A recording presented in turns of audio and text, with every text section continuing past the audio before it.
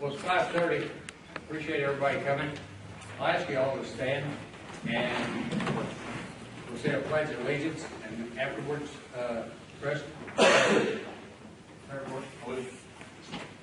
Pledge allegiance to the flag of the United States of America and to the republic for which it stands, one nation, under God, indivisible, with liberty and justice for all. We'll bow our heads, please. Heavenly Father, we do thank you for Jesus who died that we could have life. Father, thank you for allowing us to come out together tonight as a community, Heavenly Father, and discuss RDA, Heavenly Father, and regional development. Heavenly Father, just pray that just clear all of our minds, Heavenly Father, that we can concentrate on this and have a good discussion. Just go with us now as we go through this meeting. Just lead, guide, and direct us. Everything we say and do. In Jesus' name, amen. Amen.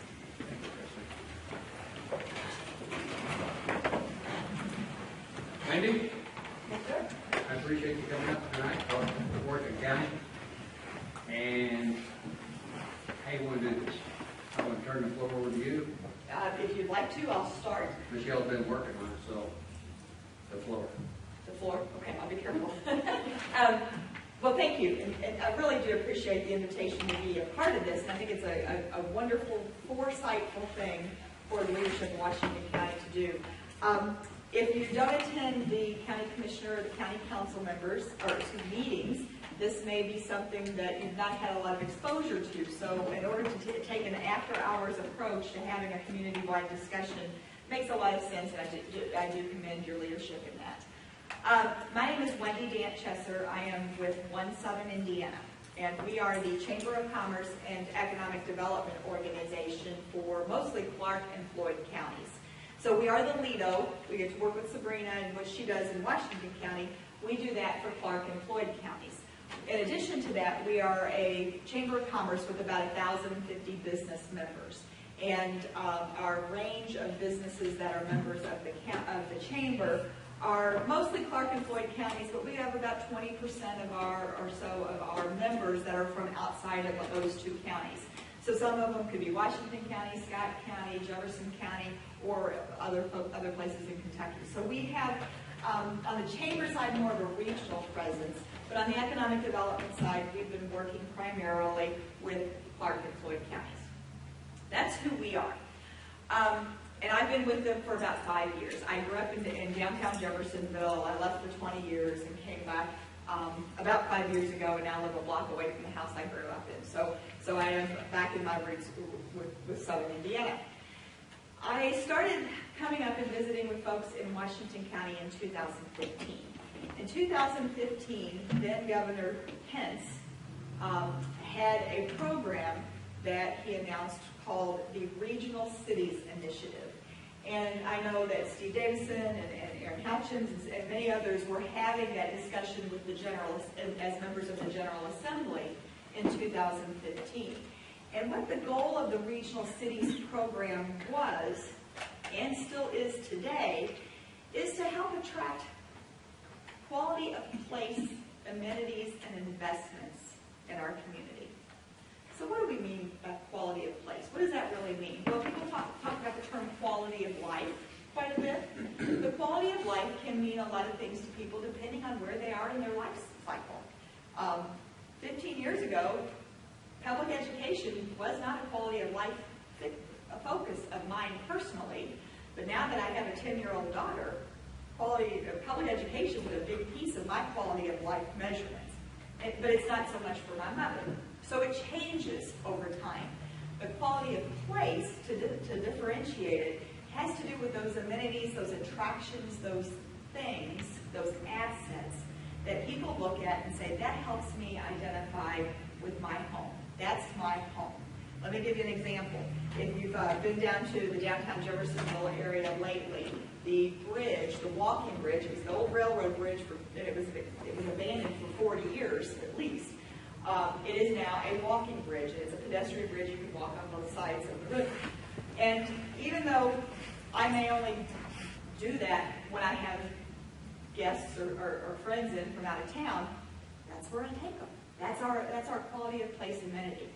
What you're doing in Washington County here with this facility, this building, trying to revive the history, trying to keep an asset alive, something that's identifiable to Salem primarily, but represents the whole county.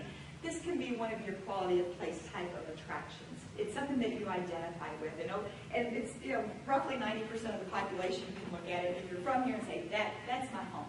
That gives me that sense of belonging or that sense of identity. So the Regional Cities Program, or Regional Cities Initiative, as Governor Pence called it in 2015, was focused on how to take state-supported programming and help communities and regions look at their assets and increase or enhance those public assets that added to your quality of place. What did they do to do that? Well, back in 2014, they looked at some benchmark communities. And they looked at communities, and I say communities, I'm talking more of the regions around some of the fastest growing regions of the country. And the fastest growing based on gross domestic product, what their GDP output was, so some financial measurements. They looked at population growth. They looked at where, if people of working age were coming to those communities. So they were looking at what are those things that are making those communities vibrant.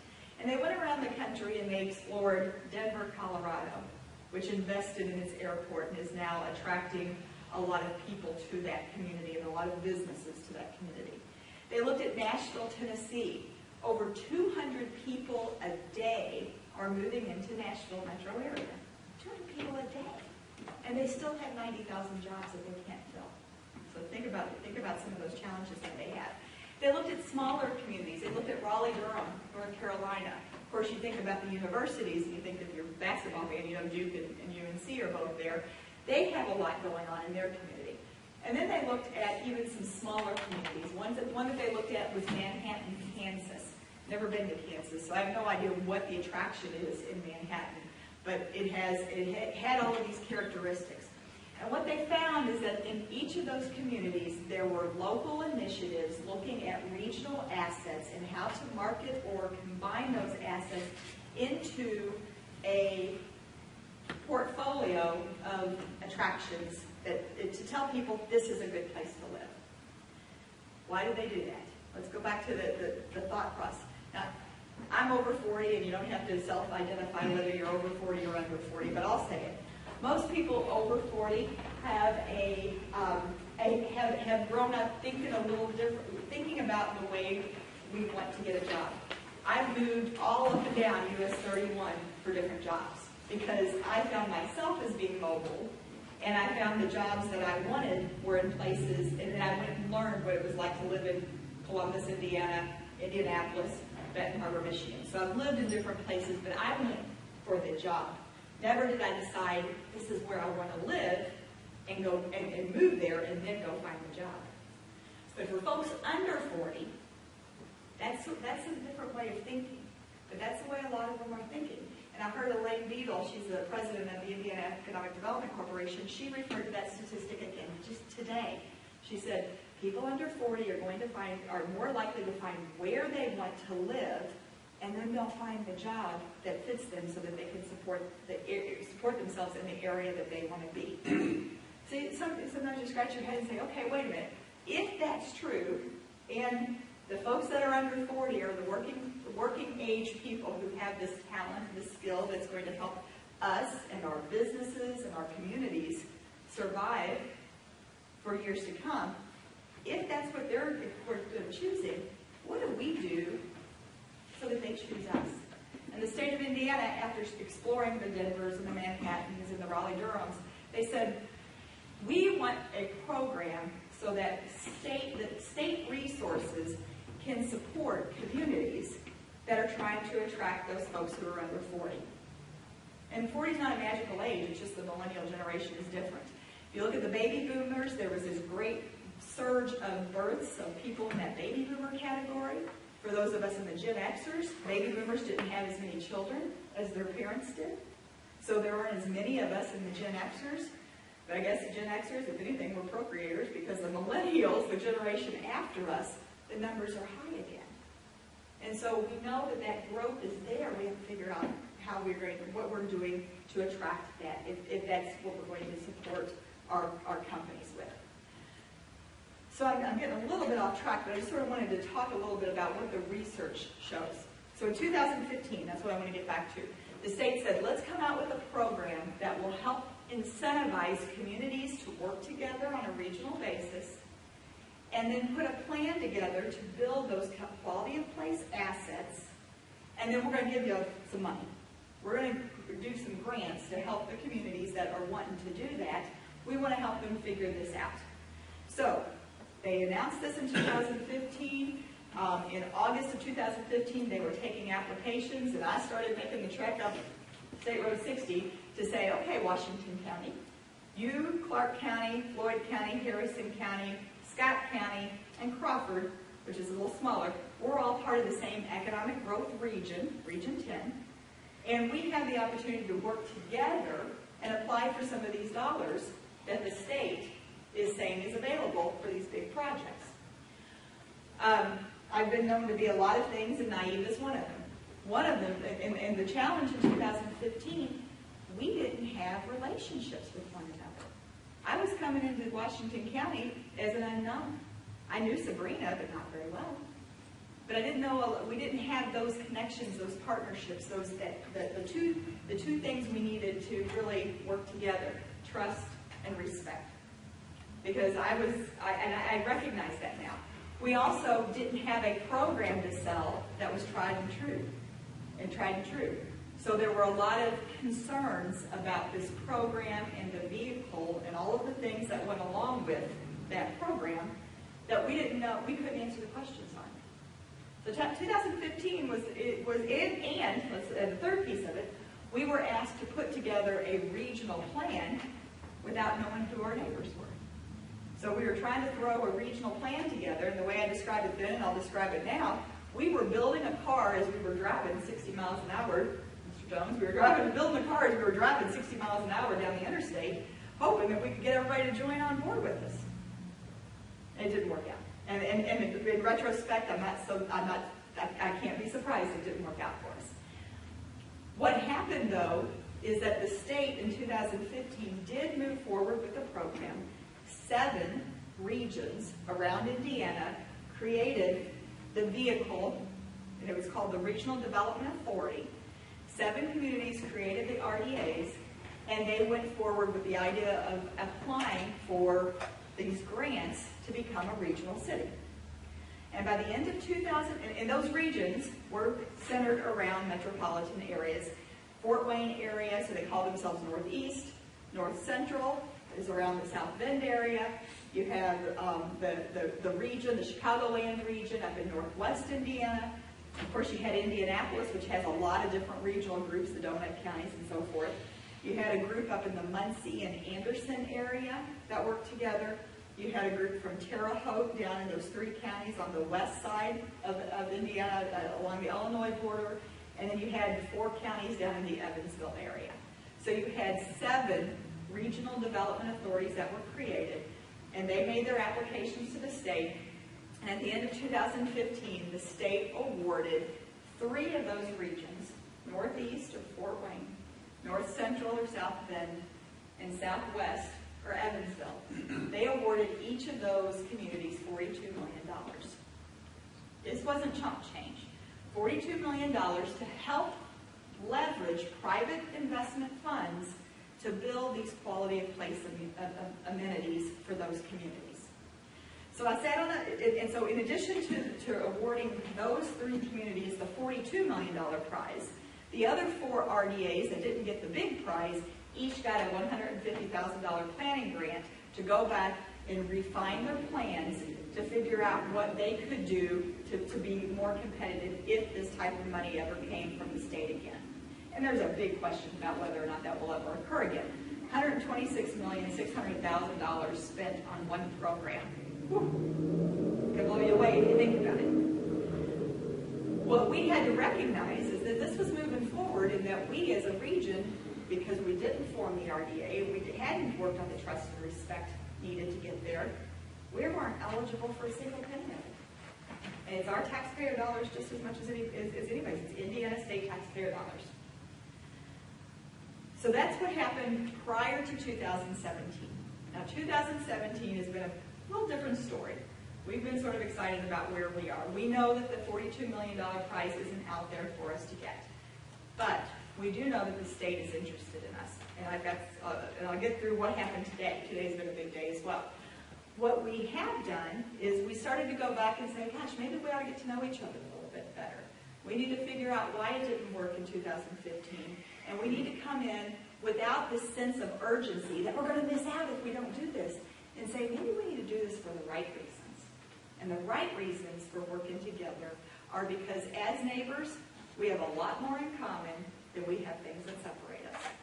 And if we think about the way that our economic patterns grow, we know, how many of you know, maybe you yourselves or you have relatives or neighbors who work in a different county?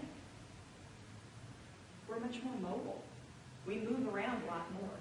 We take the jobs. Now we like where we live, so we'll go take those jobs if we have to drive to Louisville, if we have to drive to Corydon or New Albany. So we do those things a little differently now than what we used to do. We also have, we've also recognized that there are other programs that and funding opportunities that are encouraging us to work together. So the Skill Up grants that the Department of Workforce Development has taken forward, those are being granted on a regional basis to help deal with workforce training and development needs. And so we're working on a few of those. We also have learned in 2017 that the program, the RDA, some of the concerns we had about it, now we've got test markets to figure out how they did it and what they're doing. So in 2017, we came back. We started with Scott County. We confirmed that, yes, they approved everything in 2015. They wanted to move forward. We went back to Floyd County in June. And Floyd County, through their county council, voted to approve the Regional Development Authority ordinance to create an RDA, which again is that vehicle for regional city developers. In June 13th, Floyd County Council said we want to be a part of this. In July, we went to Clark County. And Clark County said, yes, we reaffirm we want to be a part of this as well. So we had 3 major counties, and in 2015 we only had 2. But we didn't want to leave out the folks we had talked to before, so we came back to Washington County. And we met with the council. I think we met with the council and the commissioners, and then went back to the council. I may have got my dates a little off there. But we made several trips up to just start to have these conversations. And Washington County voted in to join the RDA. So thanks to Todd and the council, and then the commissioners have now, they've sort of passed the gavel, or passed the baton, if you will, to the commissioners. Now we're moving forward on that piece of it. Jefferson County, Madison area, voted the same week, I believe, as Washington County voted yes. And then the last county that we worked with, and all the counties have to be contiguous, we didn't jump over and go to Crawford County because we couldn't get to Crawford County without Harrison. We went back to Harrison County, and Harrison County said, we'll revisit this in 2 years, but we're not interested right now. And that's fine. That was, there's no hard feelings. If they come back in 2 years, we'll have those conversations with them again. But we have 5 counties now, and I was able to report today to Elaine Beadle and her team at IEDC that we have 5 counties, and we're moving forward with setting together an RDA. And so I was on this panel of regional planning folks and all of that. I don't know who all was in the audience, but the question came up, well, why are you guys doing this when there's not all the big money there? There's no money, we don't have $42 million to give you. Why are you going through this now? And I think I spoke for many of the folks who had voted yes, or many of the supporters who had come out and said this is a good thing for us to do. Why are we doing this now? Because the next opportunity to work together as a region is just around the corner. We may not know what it is. We may not be able to put our fingers on it. But if we don't figure out how to get through building that trust and respect now, we're not going to be ready for it in the future either. So there's a good reason to go ahead and do it. The other reason that I would point out is we compete, like it or not, we compete with our other regions in the state for dollars, grant dollars, transportation education dollars, for economic development projects, for workforce development projects. We compete with our other regions of the state.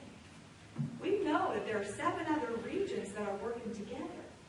And if we have this growth line that looks like this, just by natural growth, and because they're working together, their growth line is like this, the trajectories are different. We're not catching up with them. We're going to fall further behind. So we wanted to make sure that at least there's no harm in this at this point. There's not a real carrot like there was either. Now we're trying to figure out, what do we do? How do we move forward? And how do we build trust and respect? So we're in the process now with Commissioner Marshall and the folks at the commissioners from the 5 counties of figuring out what this RDA looks like. And there are some parameters on the RDA. And the legislatures wrote the legislation and set a lot of this stuff up. And we're working towards it. The other areas have done this, and we're going through the process. The first is that the RDA has a board of directors. They are to be appointed, there's going to be a board, and a board of 5. Not at least 5, not up to 5, but 5. That's in statute. Ironically, we have 5 counties. Does that make it a little easier? I hope so. Fort Wayne area has 11 counties, and they have a board of 5. Evans, Terre Haute area has 3 counties. They have a board of 5. We will also get a board of 5. And those folks have to be named. All 5 county commissioner boards will vote on the slate of 5. So it's not like you get to pick and choose who your representative is. And I think there's some understanding that we want it to represent the entire region in 5 counties, 5 people. But there will be some discussion about what that board will consist of. But all 5 counties will vote on all 5 board members. And the legislation also puts some stipulations in. Sorry, gentlemen, they cannot be elected officials. That's by legislation. And they cannot be employed by a local unit of government. So there's some interesting little dynamics there. They also have characteristics that they have to meet. They have to have 5 years of experience. It's pretty broad, but they have to have 5 years of experience in business, transportation, which is sort of an odd pull-out, but they pull the transportation, academia, nonprofit, or finance. So what they're looking for are folks who are going to think a little on the regional thought process, but then they're going to have some expertise that's going to come in and say, well, here's some of these projects that could work that are going to benefit the region. Here's some feasibility, why this one works and why this one doesn't. So that's where we are now. So the state has a little bit of dollars to play with, nothing like the $126 million that they had before. But they have a little bit of money, so I'm trying to lay some groundwork, and I'm somewhat successful today in saying, you know what we really need? We need to understand who we are as a region. We need to understand those types of quality of place projects that will benefit all of us. And we rushed through this process in 2015. We threw together a plan. We had the Oval Foundation funded the plan that we pulled together, but you guys probably didn't see the light of day in Washington County. We know that was a problem. So what we've asked for is some dollars from the IEDC to take our 5 counties, take the bones of the plan that we had, and come out to all of our communities, host several meetings like this. Are we hitting on the things that are important to growing our county, our region? But how does this benefit Washington County? So that's sort of what I expect to happen. Of course, my expectations are just fine. They're just here. They don't mean anything to anybody. But at least it's a plan to keep us working and talking. If we can be ready for something by the end of the first quarter, 2018, maybe we can get some dollars from the IEDC that will put a plan together. And if there is another influx of funds, we were just talking about with the governor's plan. I don't know, did he mention regional cities this morning when he was in Salisbury? Okay, so it's still on his radar screen, and I had heard that it was, but it's good that it came out of his mouth today, that if there's an opportunity for one of these type of programs in the future, and we have a plan, and we have projects that everybody has said, yes, this is a good thing for us, then we'll be in a much better position to get the grant from the state, build the quality of place amenities, and do the things that not only the residents that we have today want, but maybe to help attract folks that would want to live in this area. PowerPoint wasn't working, so you just had to listen to me, and I'm sorry, I'm about done yapping at you. But I will say a couple of things. When we move forward on this, the RDA board members will have to always come back to the fiscal body, which is county council, and that is why the county council had to approve the ordinance. Before any Washington County dollars are designated for a project, it's not done by this RDA board, it's done by your fiscal agent, your county council. And there were some things we were concerned about in 2015 because we weren't sure how that would work, but now, after 2 years, that's the way the other regions are working. So your county council and now your county commissioners are still going to have some control. Yes, these are non-elected people that will serve on the RDA, but they don't get to run amok with no oversight from the folks that are elected in those positions. And I think that's one important piece of it. Another important piece is the RDA will not have any, how will it work? It will work it's subject to the open door law, just as your public bodies are. And that once the 5 members are appointed, and they will meet, they have to meet on a quarterly basis. But I think as they're getting to form and getting to know each other, they'll come in and they'll probably meet on a monthly basis. All of those meetings will be open door, posted, just like your public meetings would be. Each of the members or the counties that are part of the RDA have the opportunity of having an advisory board that basically helps provide information back and forth between the RDA and your elected officials and the public at large. I don't know how those work in the other communities. I really haven't gotten to that point yet, but if that's something that Washington County would like, as opposed to have this group of 5 just meet and do things, the advisory capacity is, I think, an important step if we really want to make sure that the Washington County residents feel like they know what's going on with the RDA. And so we can build some of those questions or some of those into the plans going forward because it's part of the legislation and it's recommended in the legislation. It's not required. But if it's recommended, I think it's something that somebody smarter than me has thought about it and said this is probably a pretty good idea. Commissioner, I think I'm done. You've done a great job. Well, I appreciate that, but we'll see what questions we have before the judgment comes out. Does anyone have any questions for Wendy? So you've already designated us as a bedroom community? Is that how we're going to be looked at? We don't get spec buildings or have businesses actually locate here. We have to travel outside of this county because our funding will go to the other counties? I don't think I said anything of the sort, but let me Okay. make sure I understand. The quality of place amenities could be things that Washington County decides that you want. One of the things, and again, I don't live here, so it's not for me to tell you what's best for Washington County. But what you could think about, a couple of ideas, it came up in the last one, public water source. The public water source protection of the reservoir. And I don't know if that's countywide or if that's just Salem, so again, pardon my not knowing the details on that. But a lot of that can be worked out through the plan.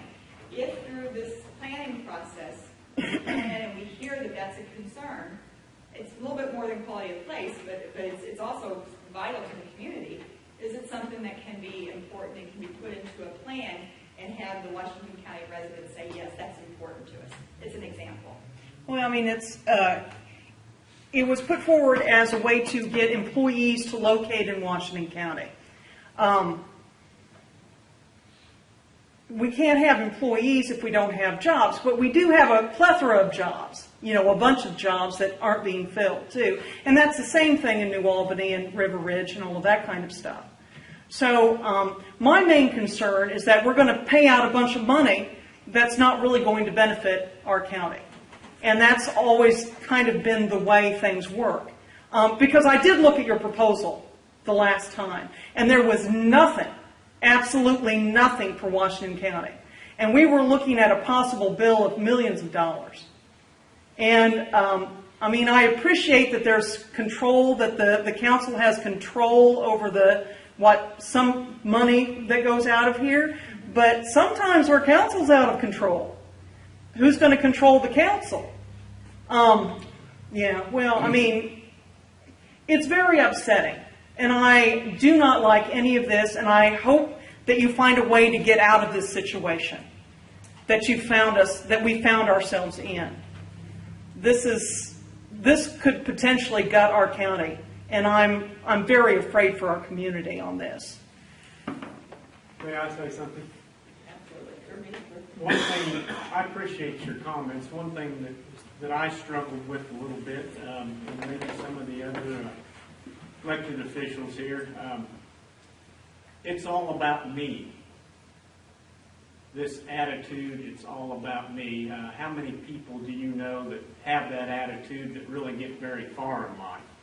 A wise man once told me, there's nothing better than a good neighbor, and there's nothing worse than a bad neighbor. And one thing that was mentioned at the meeting we had last Thursday, someone asked the question, well, how do I know that you're going to do this, and how do I know that you're going to do that? Well, it's based on trust. And if there's not some mutual help amongst counties and regions, then like Wendy said, we're going to be flat. We have to think in terms of a region, and what benefits my neighbor in some form or manner eventually will benefit me. That's the theory behind this. You have to have an unselfish attitude. Now, granted, right out of the gate, the first project, it may be in Scott County. We may not be the first county to get a project. This is a long-term thing. This is not going to happen next year, not going to happen maybe in 2 years. But we have to start thinking ahead. And Wendy mentioned water. We're going through some changes with our water. There's Band-Aid approaches, and then there's long-term fixes. And I think we need to start focusing on the long-term fixes. I appreciate your innocence, and I appreciate your comments. I've been watching county government for over a decade. I am concerned about this program. And I'm just concerned about this program, majorly concerned. And if there's any way that you can get out of this arrangement, I would encourage you to do so. I mean, that's pretty much right there. And it's not a matter of selfishness. It's not a matter of anything else. It's just, we've been taxed enough, and the wages will go up on their own because there's not enough employees to fill these jobs. No one ever said this was going to raise your taxes. It will. Is that right? It will. Can you help me understand your specific objections to what we're discussing here? My name is Rhonda Green, and my whole point is to not have. When you start messing with business, when the government starts messing with business, that brings in trouble. Business should be a much more pure thing than it is, with the tax abatements and all of that kind of stuff. With grants, with this program, it has the possibility of we have to have matching money. Do we have to have matching money? The way that the plan was put forth in 2015, and I believe it's followed through as planned for the three communities that are working on it, is that the projects would be, yes, the answer to your question is yes. Yes. 20% state, 20% local, and I'll define that in just a second, and 60% private sector. Now, local could be defined as a couple of different ways. Foundation dollars count towards your local match. There are also things that you're already doing that can be in kind. For instance, if a project needs a turning lane put in, and that's something that the Washington County Highway Department can put that turning lane in, then that cost of that of that in-kind work can count towards the local match. So some of it's not necessarily new money. It could be some of the money that's already being allocated through other departments. So a good example would be that we met our lending limit, but there was a decision to go ahead and upgrade the jail for money purposes, actually, to go ahead and rent a room, basically. And so instead of like taking out a loan or having money, we went ahead and are leasing the jail. So there's $7 million. And then because they didn't want to have it voted upon, they did it in 2 sections and then added on another few $1 million on a leased building. That's a concern. If we have to have matching money, where's the money going to come from? And in kind, okay, but there's real history here. Like, I'm just encouraging you to maybe remove yourselves from this so that you can kind of get on your feet. Well, I didn't catch anything there specific to the RDA or any obligations that we've made for this county financially through this agreement. What I do know from state government historically is when money does find a way out of Indianapolis, out of that 465 circle there, it goes to 3 places: Gary, Fort Wayne, or Evansville. And by us as a region joining together and making this commitment, I think this is the only way moving forward that the state's going to dole out funds for economic development. So either we can choose to be a part of that or we can choose to do nothing. So I think what we've signed up for is more of an opportunity. We have an obligation. I think we're a long way from talking about specific projects for what would benefit this region. But I think Wendy made a very good point earlier in that a lot of folks that live in Washington County work in other counties. And that's the reality. And our duty is more so to create an environment conducive to job growth, not to create jobs. And I think this is a mechanism for us to do just that. But I can appreciate your concern. Oh, yeah. Yeah, I'm sure you can. Still. Please, if there's a way out of this, I haven't really heard anything consider. negative so far from what you're saying, other than fear of we're obligating funds that we don't have, but we haven't signed any checks as far as I know so far as a council. Just because the RDA decides on a project that benefits 3 other counties, we don't have to join in and fund it. No, Do you? Are you sure? Well, yeah, I'm pretty sure, Wanda, because that's the way it's set up. That's the reason they come back. It wasn't like this the last time. There was things that we didn't like that's been changed to accommodate, to help us move the county forward using the region concept. There's things that's been, the eminent domain, back to the commissioners or the government, not an unelected official. That was huge for me. I don't even like eminent domain, but sometimes I know it has to take place. But I certainly didn't want people that was appointed making that decision. I want people I can hold accountable for that decision. Same way with the money. The money is, and it's basically going to be funded out of our local income tax, just like when I say local income tax, we have a seated tax we already have imposed. Anything that we would fund economically would come from those dollars that was being collected for economic development. And that's the purpose of that collection, is for doing those projects. But me as a council member, I would want to make sure there was a benefit for our dollars, for our people in our county, if we committed those dollars. And I think that's the thought process of most councilmen. I can only speak for myself. If I ain't going to see a benefit of some kind, give you an example. If they do infrastructure just inside of Scott County, that there's 1,000 people from Washington County gets a job there at a good pay, and I know that's pretty hypothetical, but we collect the income tax for those people working in Scott County. Those income tax dollars come to Washington County. Okay, they got a good job, we're getting that benefit, so I don't mind helping Scott County out if they're developing something that's going to help our people, that's going to help us keep developing. Does that make sense? Yeah, it makes sense. And I understand. I'm just really concerned from past history and watching you for years, and it's not the same board members or anything like that, but it goes over and over and over again. And I'm just here to say, please relook it over. If there's any way out of it, I would encourage you to do so. But that's up to you.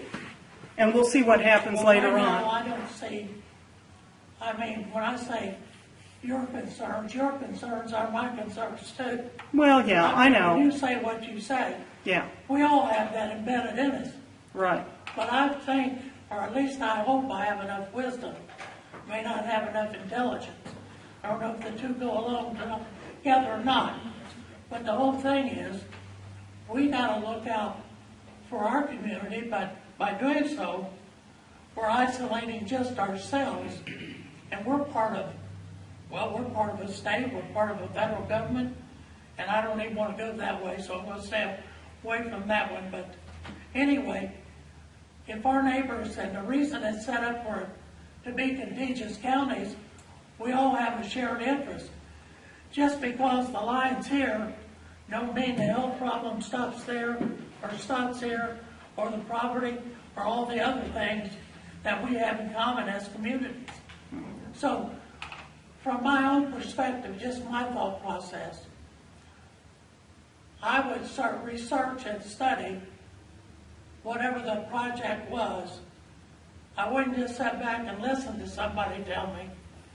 I would do the research to see if there is a benefit, and it's got to be one economically, that if we invest $1, we get a little return on that dollar. Right. That's how I make my decisions. And that's kind of the reason this time around, I wasn't so much for it the last time. Things changed, see a little different complexion, and I just think it creates opportunities for our community. You talk about a bedroom community. Wouldn't it be nice, and I don't want to upset the farmers here, but wouldn't it be nice if everybody built a $300,000 house that we could charge property taxes on, and all those things? People are going to come to our community. We hope to create an environment that makes people want to come be part of our community, but be a positive to our community, not a detriment. And I hope that makes sense too. Oh, it makes sense. So that's kind of where I'm at. I can't speak for the others, but now you know where I'm at. And if there's ever a time that you want to sit down and talk to me and talk about things one-on-one, I'm willing to sit down, because I kind of like your thought process sometimes I don't. Yeah, I know. On the other. And the only benefit we get from each other is changing ideas. Yeah. So I appreciate that. I have benefited from you over the years, so I do respect you a great deal. Well, appreciate that. Thank Yeah. you. Well, I got 3 or 4 concerns and a question or two to sort of impact on this, and just to making sure. The first one is, from what I've read about things, economic development is affected by economic freedom, low taxes and low regulation, and education. And that a lot of government-directed, centrally managed programs aren't generally found to have much impact on economic development. Where they give jobs here, they take jobs away because they cost tax money. So I'm dubious about all of that. But I'll agree, there are some projects that have regional impact. You put a bridge over the Ohio River, that affects more than people in Clark County. And if there has to be a regional way to work together to spread the cost and influence, that makes sense, especially on some infrastructure that affects everybody. I mean, when they build a bridge over the Ohio River, that affects everybody in this room. So I agree that there are things that have regional impact. Now, what I don't like about the RDA system is it creates this unelected board, and I don't know if they changed it, but when they had it before, it was like for 8 years, you can't do anything about it. And you can't have any elected people on it. I have no problem with these being people with experience and academics, and that can be a good thing. But I don't like, in a sense, it's sort of an easy way to put something on somebody that's unelected, that's in there for 8 years, and then when they do things you don't like, they say, well, we can't do anything about it. They're not elected. We can't vote them out. And it takes responsibility away from elected officials and puts it on a board, and that's a way to get things done that maybe the people won't like. You know, it's a way, and I don't know why they would set it up that way unless they got, you know, so, you know, and things could be done by, like, you know, Scott County, Washington County, they need to do something that's going to help us, and they want us to help out. You know, you're like, well, here's the project, and the councils can get together. Counties are contagious. They got to join each other to have a common interest. Yeah. Yeah, and help me out, but I think those appointment terms are 4 years. I may have started out 8, but it was 8 years before you could get out, if you wanted to get out, that's what it is. Okay. If we join the RDA, and then I think it's 2 years in advance, if we want out, we have to give notice 2 years in advance that that's what we're doing. But we still have to maintain any financial commitments toward any project we have made. We can't make any new ones. So that's a change, right? That you can give notice and get out after 2 years? No, after 6 years.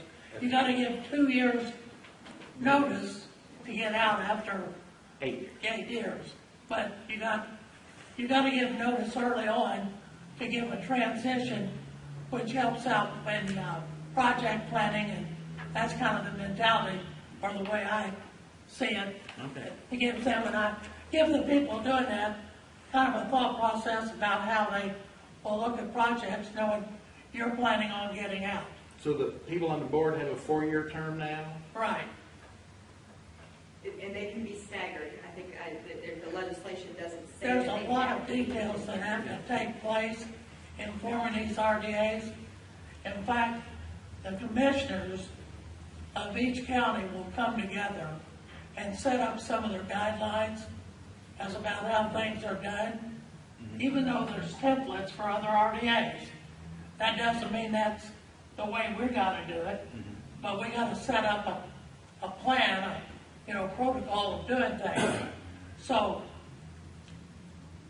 and I'm a councilman, I get to make this decision, but I don't get to make those decisions, that's 3 other people. But we do get the final say on projects and money, okay?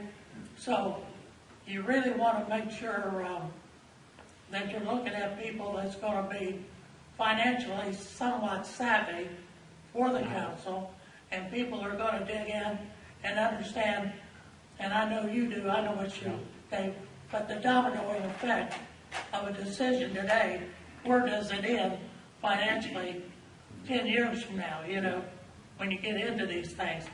But So it can actually go longer than 8 years. yeah, but here again, when I come back, I just think it's a better deal looking not just at Washington County, but keeping Washington County's interest as our major concern, but thinking regionally to impact our neighbors and those people around us. Just like your neighbor next door that Todd was referencing. I try to be a good neighbor to my neighbor, so hopefully he'll be a good neighbor to me. And anything I hate worse is not being able to talk to the people around me. But there's a lot to go into it yet.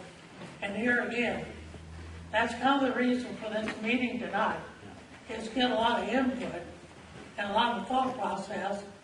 I'm not writing down too many notes, but I'm recording, if that makes sense. So, so with that, I'll close.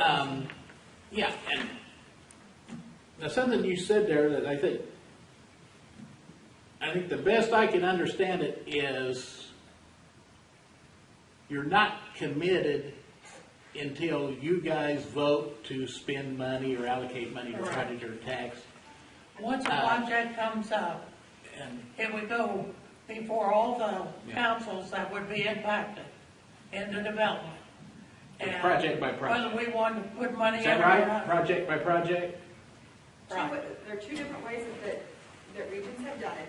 The Fort Wayne area, the northeast Indiana, they have done it where the RDA, the communities bring the projects to them, and then they say, okay, we like this project, we want to incorporate this into our plan.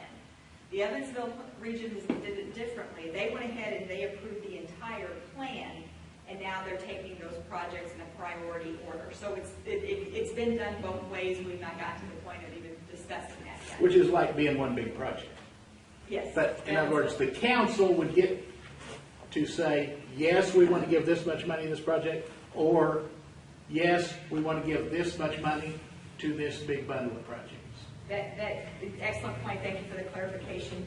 The IEDC has 100 projects listed, and they will only dole out their portion of it when they deem that those projects are project ready. So, again, for the three regions that have the $42 million in that designation, they've submitted projects, or they're submitting them one at a time. The Fort Wayne model is submitting them one at a time. The Evansville model was to submit them all. Now IEDC is saying, okay, we like, on your list of 10, I'm making this up, we like number 1, number 3, and number 5. But let's jump down and do number 10 as well, because that's a good project, and it gets us, it's seen But for it's, them. the RDA commit a place to decide how they want to present those. Exactly. If we both, they done it that way, doesn't mean we do it that way. But it still means the Indiana Department of Economic is going to be the ones doling out the state money. Yeah. We're going to be matching it with either the Okay. state. Does that help? So, yeah. So I want to see if I understand the order here, and I mean, be fair to my concerns as well as what's really happening. I don't want to mischaracterize it. But, so, the RDA will come up with these projects and priority and how much it's going to cost and stuff with input from the councils. You come up with the projects to present to the RDA. And we might present projects, other counties, municipalities, and you may work together to come up with something. And then, now, will part of the project say how much the local people are going to be putting in as far as taxes and things into the proposal, and then the Indiana Economic Development will say, we approve this one and this one, but not this one, but this one? So would the money be, so when you set up how much money is going to come from each county first in the proposal and then Indiana approves, or you submit your list of projects and then Indiana approves and then it comes back to Indiana Council to say if we're going to participate or not? So which is first? The counties and municipalities decide who's going to participate and how much money, and then that goes to Indiana, or does Indiana approve? The Indiana Economic Development Corporation, no project, again, we've not gotten there to actually live it, but my understanding is that no project would come back to your council for funding until the state funding is committed. So the Indiana Economic Development Corporation will say, your number one project is the best thing since sliced bread. We will fund 60%, and again, these are rough numbers, it's not a hard and fast, but we'll fund 60% of this. I'm sorry, you scratch that. The state will fund 20% of it. You've got your private development that will fund 60% of it. And then Washington County Council or the Salem City Council or whatever the benefiting bodies will be asked for to designate their 20%.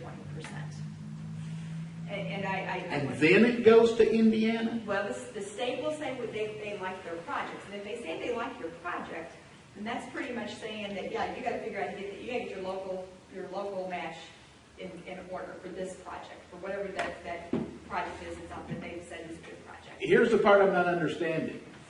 Is like when you send it to Indiana, is it like if they approve it, then we're on the hook? No, the sending it to Indiana. So in other words, that's a proposal. Like if Washington County buys into this project, they're just saying, if the state approves it and if the state kicks in 20%, then we'll come back and commit our 20%. So, but the commitment doesn't come until after Indiana approves it. Then you come back to Washington County, and Washington County says, okay, now we approve the money. So you're not on the hook until after Indiana approves the project. Exactly. Now, whether or not they actually, so they've got their process as well. I know that's surprising, but they've got a process as well. There's a negotiation that goes in that I would imagine. Let's say,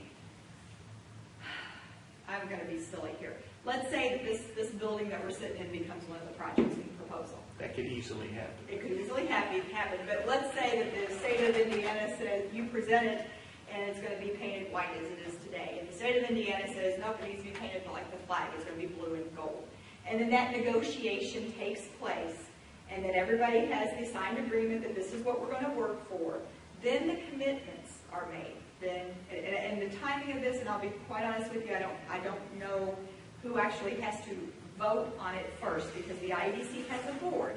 But once that developer's agreement is in place, then it comes back to the county council, it goes to the IEDC board, and once everybody votes yes on it, then it moves forward. It's really not different than the way we do our economic development projects. So, but everybody has to approve before it goes forward. Everybody has to approve it before it goes forward. It won't go forward without the local vote yes. It won't go forward without the state vote yes, if state dollars are required. And the local doesn't have to allocate the money before it goes to the state. They will get state feedback, and that developers, we call them developers agreement. I don't know what the state calls them, but that's what would come back and say, this is what we've all committed to. Washington County, are you in? And either Washington County says yes, it meets the criteria to get that return on the investment, or it doesn't. And then they'll vote accordingly. Okay. I understand it better. I'm not saying I approve of all of it or I think it's a great idea, but I can imagine projects that are regional that would make sense to me. I think it makes more sense to have the project first, then come up with everything, but I can understand why there should be a regional thing in existence to have ideas. I just don't like the idea that things can get away from us. And that brings up another thing, that LaPorte County got in, I brought this up last time, so maybe you got a better answer for me. But LaPorte County was in an RDA, and then they didn't like what their tax money was being spent on, and so the county council in here, I've got the decision from the appeals, so they went to the circuit court, then they appealed it to the appeals court, and they lost. So the county council sued the county auditor and the county treasurer to stop them from sending more money because they wanted to get out. And the state legislature, or the state of Indiana, state attorney general, took the side of the RDA against the county council. So it was like the auditor, the treasurer, was being sued by the county council and the RDA, and the state of Indiana was on the side of the RDA. And so the RDA and the county council found themselves on opposite things. And the court said, you know, since the statute didn't say that they could get out of the RDA, then that meant they couldn't. So just because you can join voluntarily doesn't mean you can leave voluntarily. And So, you know, it all sounds good, and I can imagine great things and reasons for this to happen and how it can happen and do wonderful things. But it could also be that you could end up with tax money going to something and everybody hiring lots of lawyers and going through levels of the court system over millions of dollars of money and then, deciding, this isn't really what we want. Can you help me, because I've not researched that case. Do you know what year that actually was done?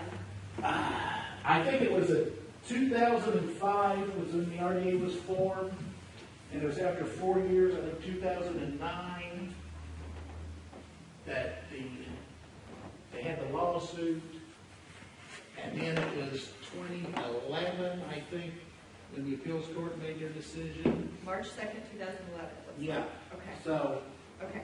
you can give that. I'll pass this along here. Thank you. Now, I know that was like a different statute, but it's just an indication that, I don't think anybody intended that there be lawsuits between the county council and the state of Indiana. But when, $3.5 million of tax money is going somewhere and the county council decides that's not the best place to spend it, you can get there. And another thing that happened, the legislature passed amendments after LaPorte County was in the RDA, which said that if any municipality joins the RDA, then that means the county council stays on hook for the money. So whatever the situation is now, the state legislature could pass legislation changing anything in this. Of course, that can always happen to anything. But it just means once you got an RDA, the state of Indiana thinks you ought to be spending on this, or we don't want to let you out, or we want to change. These things can happen.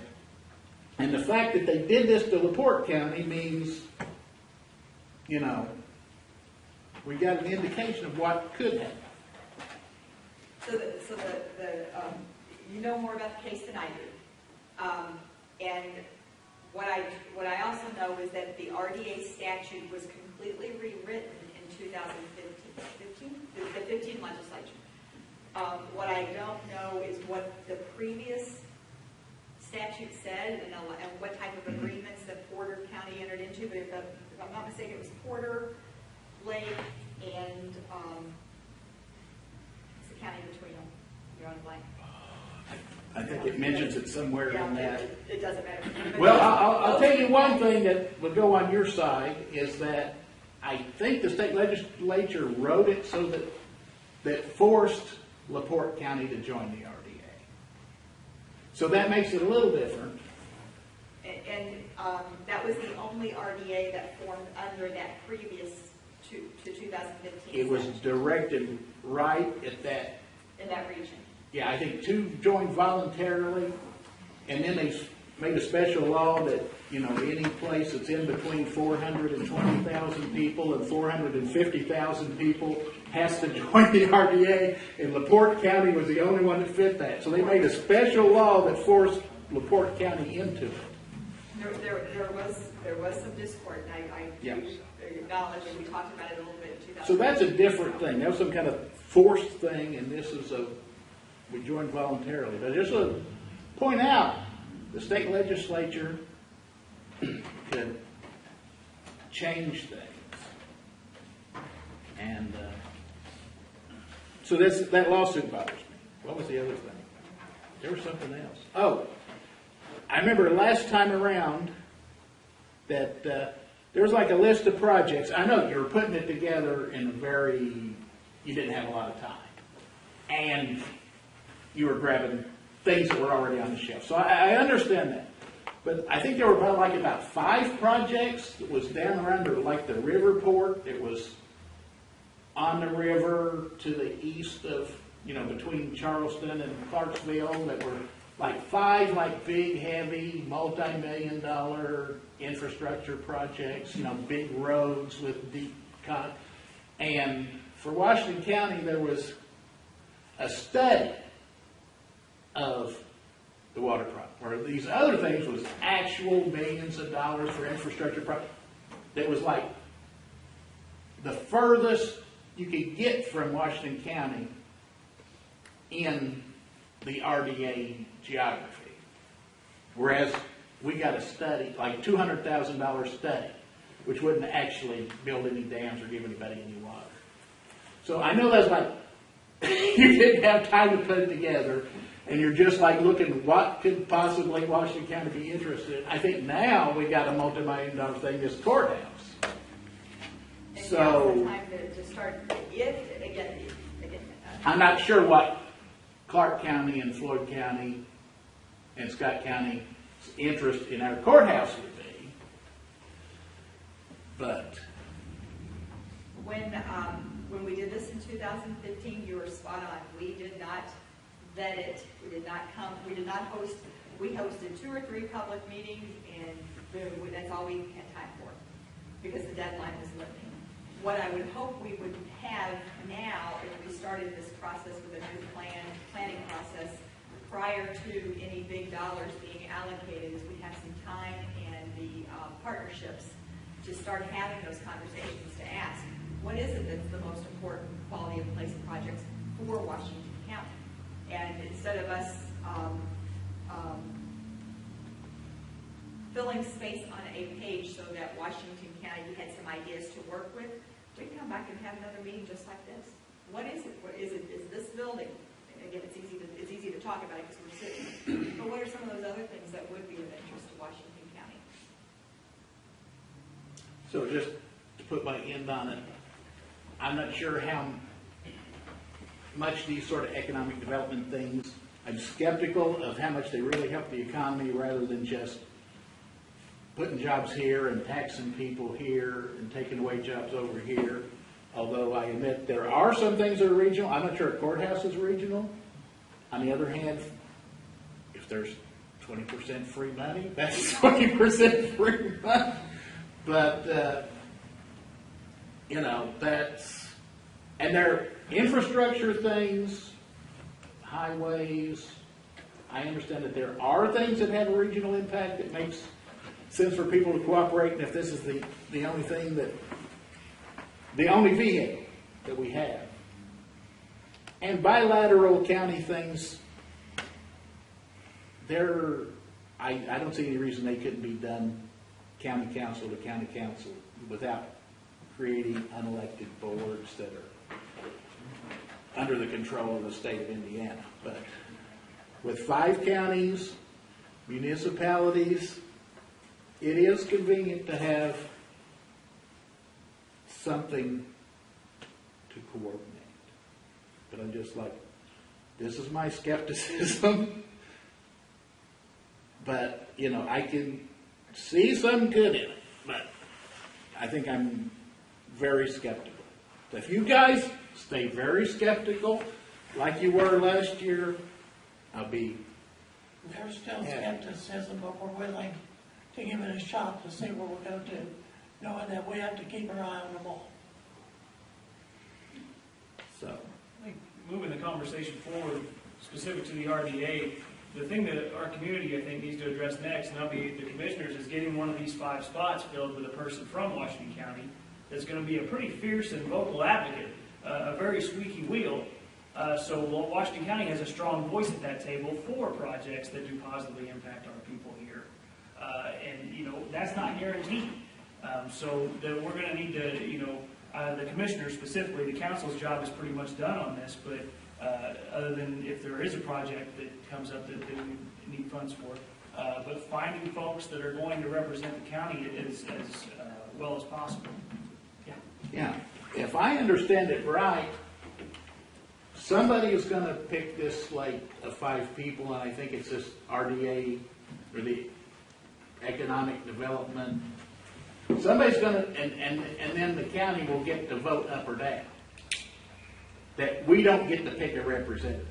Now, if we just vote down this slate, I'm sure they're going to take our interest into consideration because they don't want us to vote down the board. But you could have like 5 people from Clark County It'd be hard. that we don't actually get to pick the members. There'd be some pretty quiet commissioners for that to happen. right? Yeah, I would hope. If so. I was from Clark County and was gonna be putting, or Floyd County that's got more population, putting up more money, I'd want more people on the board. But then we also will have the ability to have an advisory board, where we can ourselves, I think, elected officials can be on that board, I believe, have a voice, not necessarily a seat at the table, but a strong voice again to advocate for Washington County. Oh, I've got a strong voice at these meetings. It doesn't mean things go my Well, as a way. council, we have the financial voice. Right, at the end of the day, yeah. So We forget would write a the check for all. strong financial voice, forget the other word. Right. I would hope that we get somebody from Washington County on that board, I would think, I hope. That's what we'd be pushing for anyway. I think we seen the other day, Wendy, of the 5 that were there. I mean, consensus was, I think everybody's pushing more for, I can't say I see Clark County or Floyd County wanting 5 members from there. No. And some names were mentioned from Worthing County, some names were mentioned from Scott. And I don't know these gentlemen. And I may sit there as a commissioner president right now, but it's not just my selection. And when the council says they have no say-so, they have had say-so. This is not the commissioner, yes, it is a commissioner, only in name. But the protection and the benefits and the moving forward of what benefits our area. And no, we don't want to spend no more money than we have to, but we do want to see recoup on our money, our investment. But if we look at Riverport, what's happening down there, and there's so many avenues that can progress us, it's all coming to this area. It may be 10 years, it may be 20 years, it may be 50 years. I've seen change in my 60 years, and we've all seen it. But what benefits us today and moves us forward, like Ben said, we have to stay in the loop to produce. We've got businessmen here in the area that benefit off of it. Ben's at a $300,000 house. It'd be great. We don't know what we're in store for, but we can't stay out of the loop and let everything grow around us. It takes money to operate. Wendy, we asked you to come up. Well, I want to compliment one other piece to maybe give you a little bit of comfort. As many times as I've been to Washington County in 2017, there's never been one meeting where there hasn't been at least one representative from the commissioner at the council meetings, sometimes all 3, and vice versa. So the coordination of the gentleman you see up here has been the strongest of any of the 5 counties that we've presented to. Jefferson County was fairly strong. I again, still learning that, meeting them for the first time. Clark County had some strength, at least around one individual. And I would say Floyd County and Scott County not as much, but they operate their counties the way that they do. But these folks definitely, they're in each other's business. So there's not a left hand and a right hand. They're definitely coordinated. I might say that at the council meeting, there's only one commissioner there. Can't be one there. In the audience? Okay. Yeah, I thought I might get that out there. I'm sorry. It's okay. That's okay. Trying to protect his open all day. Yeah, I'm trying to, yeah. My big concern is that there's some kind of latchpin where you can get out, where you're not committed to $1 million in a project that you didn't actually vote that particular project on. And that it does come back that if we get the growth you're anticipating, like they do get the 40,000 jobs going down in where they got the spec buildings, we don't get a spec building, but we're supplying the housing or whatever. We had a zoning come through because our schools was being overrun. That was the story, why our taxes were going up so high, but it wasn't really the case. The taxes were just going up for the schools anyway. But it's very possible that if we get the influx of jobs, that we will have a rush, and the taxes on, probably not going to all be $300,000 homes. There are going to be a lot of more moderate priced homes come in, But when they're bringing 3 kids to the table because their age is in the 40-year-old range where they got kids, our schools can easily be overrun and we could be throwing out a lot of money. I didn't want to be committed to $1 million going out in our tax money plus that. Plus we're going to have to raise taxes on the farmers and everybody else to make up for the schools in the short term while the property taxes are catching up. And that we not be selling ourselves out. I mean, it could be coming anyway, but I didn't want to be where we was out on both ends of the stick. And if they take into consideration, if we end up getting bumped with the biggest jump in housing growth of the regional area, then all this extra infrastructure dollars that the county's going to be out, and the taxes that goes up on all the farmers and everybody else to make up for it, is that going to be considered in-kind money to offset what we're paying towards other projects anyway? Are we going to end up paying twice, get beat to death over school taxes, plus be paying $1 million to somebody else to have 4 more spec buildings, like down in Clark County right now, that's sitting vacant, waiting on, when the jobs do start coming, or the population does start coming, because that's what the state's asking for, is to get migration or immigration or whatever you want to call it of the population down to this area to make up for those jobs. And we very well could be stuck as a bedroom community with our school system, which part of it we're taking care of because we can absorb a lot right now because the school system has lost population over the last, we're like a 20-year low, 25-year low. We can absorb some right away, but if we get 4,000 more students in the county in a 4 or 5 year span, property taxes on the farmers and everybody else is going to go just wild. And I want to know that there's the safety pin there somewhere that's considered to be in-kind money that if we have to struggle, the rest of the region realizes we're struggling more than for their benefit. I'm going to take that one if you don't mind. It's out of my. There's a YouTube video. I attended a webinar the other day on property taxes in the state, how they're moving. It dealt with residential, box stores, the dark stores, stores that are not in capacity today, that's sitting there idle, that will be used as a secondary source, which means they won't have as much income, and it dealt with the farmland situation. I'm not going to try to tell you all this stuff, but I know you're probably familiar with the name Larry DeBoer. Are you familiar with it? He's an economist out of Purdue, does a lot of work for the state. And he does these webinars about every quarter. And I try to be in attendance on all of them so I'll stay up to date. But he just done this one, I think it was about 3 weeks ago. And it's interesting.